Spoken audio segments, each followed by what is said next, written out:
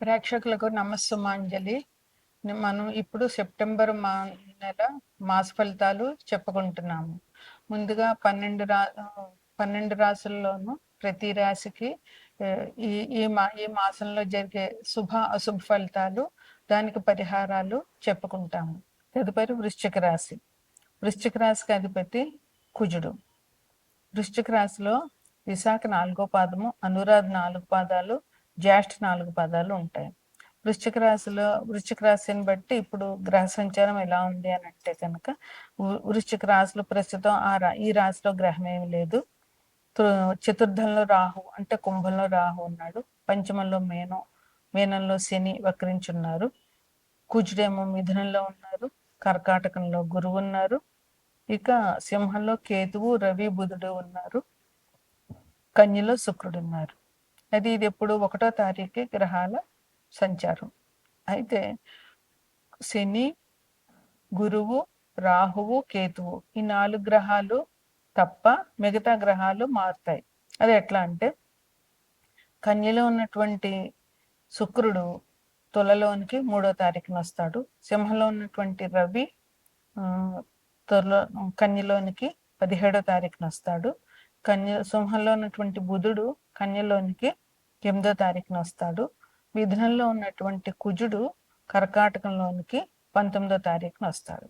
ఇది సెప్టెంబర్ అంటే భాద్రపద మాసం. భాద్రపద మాసం అనగానే మనకు గుర్తొచ్చేది గణపతి నవరాత్రులు.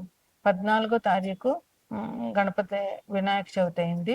14 నుంచి 25/9 అనంత పద్మనాభ చతుర్దశి అయింది. 14 నుంచి 25 వరకు గణపతి నవరాత్రులు చేస్తాము. అనంతర పద్మనాభ చతుర్దశి రోజుని గణపతి నిమజ్జనం జరుగుతుంది. ఇక 4వ తారీఖుని కృష్ణాష్టమి. అయితే ఇంకా ముఖ్యమైనది ఏంటంటే మహాలయ పక్షాలు 27/9 నుంచి అమావాస్య వరకు, అంటే భాద్రపద బహుళ పాడ్యం నుంచి భాద్రపద అమావాస్య వరకు మహాలయ పక్షాలు అంటారు. మహాలయ పక్షాలు అంటే ఏంటంటే పెద్ద పూర్వీకులకి కార్యక్రమాలు చేయడం. ఈ 15 రోజుల్లో ప్రతి సంవత్సరం తల్లిదండ్రుల తిథి రోజున కార్యక్రమాలు, ఆరాధన తద్దినాలు పెట్టిన వాళ్ళు కూడా ఈ మహాలయ పక్షాల్లో మళ్ళీ పెట్టాలి. అసలు తల్లిదండ్రుల కార్యక్రమాలు ఏమీ చేయని వాళ్ళు ఈ 15 రోజుల్లో ఏదో ఒక రోజున తల్లిదండ్రులకి తిథి చేయడము, లేదంటే ఎవరినైనా బ్రాహ్మణ్ణి పిలిచి దానికి ఇది ఇవ్వడము, ఆయనకి బియ్యము అవి ఇచ్చేసేసి వాళ్ళ ఆశీర్వాదాలు తీసుకోవడము, స్వయం పాకం ఇవ్వడం చేయాలన్నమాట. తప్పకుండా ఈ కార్యక్రమం చెయ్యాలి. లేదంటే పితృదేవతల శాపాలు మనకి తగులుతాయి.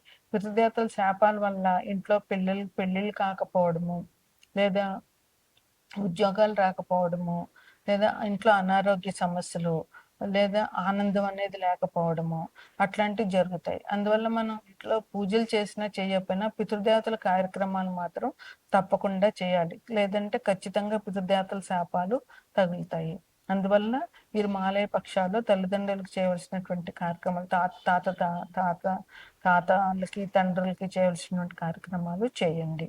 ఇక వృశ్చిక రాశి వారికి ఈ మాసం ఎట్లా ఉంటుందంటే, ఒక 75% బాగోలేదు, ఒక 25% బాగుంది అన్నట్టు చెప్పచ్చు. ఎలా అంటే ధనం, గౌరవం ఉంటాయి. ధనానికి ఎటువంటి లోటు లేదు. మీకు కావాల్సిన ధనం మీకు అందుతుంది. గౌరవానికి కూడా ఎటువంటి లోపం లేదు. మిమ్మల్ని గౌరవించే వాళ్ళు గౌరవిస్తూనే ఉంటారు. ఎందువల్లంటే మీ మంచితనం వల్ల. అయితే చేసే పనుల్లో వైఫల్యం ఉంటుంది. మీరు చేసిన ప్రతి పని సక్సెస్ఫుల్ అనేది జరగదు. కొన్ని పనులు జరుగుతాయి, కొన్ని పనులు జరగవు. అలాగే రైతులకు కూడా అసలు రైతులకి ఎలాగైనా బాగోలేదు. కొన్ని ఏరియాల్లో కొన్ని చోట్ల అయితే 2వ పంట వేశారు, కానీ కొన్ని చోట్ల 2వ పంట వేయలేదు. వర్షాలు లేకపోవడం మూలంగా అసలు ఎన్నో వర్షాలు రావాల్సింది ఈసారి వర్షాభావం తక్కువగా ఉండడం వల్ల కొన్ని చోట్ల 2వ పంట వేయలేదు. అందువల్ల రైతులకి అంత పెద్ద అభివృద్ధిగా లేదు. ఇంకా మీకు ఈ పనుల్లో వైఫల్యం వల్ల అశాంతి అనేటటువంటిది ఎక్కువగా ఉంటుంది. అందువల్ల మీరు జాగ్రత్తగా ఉండండి. స్థిరాస్తులు కూడా విక్రయించవలసిన అవసరం ఉండే ఛాన్సెస్ ఉన్నాయి కనుక జాగ్రత్తగా ఉండండి. ఏది అవసరమో దానికే ఖర్చు పెట్టుకోండి.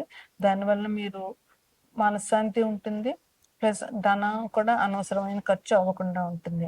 ఇంక తీర్థయాత్రలు చేసే వాళ్ళకి తీర్థయాత్రలు చేసే అవకాశం ఉంది కనుక ఈసారి తీర్థయాత్రలు వెళ్ళాలనుకుంటున్న వాళ్ళకి ఎటువంటి ఇబ్బందులు ఉండవు. విద్యార్థులకి స్టెబిలిటీ లేదు. అంటే నిలకడగా దీని మీదే అని వాళ్ళకు క్షణానికి మారిపోతూ ఉంటారనమాట. అలా లేకుండా మీరు శ్రద్ధగా మీ చదువుని మీద మీరు మనసు పెట్టండి. మీరు శ్రద్ధగా చదివితేనే మీకు ఈ మాసంలో మీకు మంచి అభివృద్ధి అనేటటువంటిది దొరుకుతుంది. ఉద్యోగస్తులకి పని భారం ఎక్కువ ఉంటుంది. మళ్ళీ అధికారులతో ఎంత పని చేసినా అధికారులతో మాటలు ఉంటాయి. మీరు చేసిన పనికి, చేయని పనికి కూడా అధికారుల వల్ల మాటలొచ్చే అవకాశం ఉంది కనుక ఉద్యోగస్తులు జాగ్రత్తగా ఉండాలి. ఆచితూచి మాట్లాడడము, పని విషయంలో జాగ్రత్తగా చేయడము, తప్పులు లేకుండా పని చేయడం అనేటువంటిది చాలా ముఖ్యమైన అవసరం. కొత్తగా వ్యాపారాలు ఏమి మొదలు పెట్టొద్దు. ఉన్న వ్యాపారాల్లోనే జాగ్రత్తగా చేసుకోండి. కొత్త వ్యాపారాలు మీకు ఈ మాసంలో కలిసి రావు. ఇంక మీరు అనుకున్న కార్యక్రమాలన్నీ కూడా చేయగలుగుతారు. దానివల్ల మీకు కొంచెం కష్టం ఉంటుంది కానీ కార్యక్రమాలైతే జరుగుతాయన్నమాట. ఇంకా ఎప్పటినుంచో అనారోగ్యంతో దీర్ఘకాల రోగులై ఉంటారు కదా! అలాంటి వాళ్ళకి కొంచెం ఊరట ఉంటుంది. తగ్గే అవకాశాలు ఉంటాయన్నమాట. మధ్యవర్తులతో మాత్రం మీరు ఎటువంటి లావాదేవీలు పెట్టుకోకండి. వాళ్ళ వల్ల మీకు లాభాలు అనేటటువంటివి లేవు. నష్టాలు తప్ప. అందువల్ల మీరు మధ్యవర్తుల జోలికి అసలు పోవద్దు. మీరు ఈ మాసంలో చేయవలసినటువంటి పరిహారాలు ఏంటంటే గురువుకి, రాహువుకి జపాలు చేయించండి. వాళ్ళకి సంబంధించిన దానాలు ఇవ్వండి.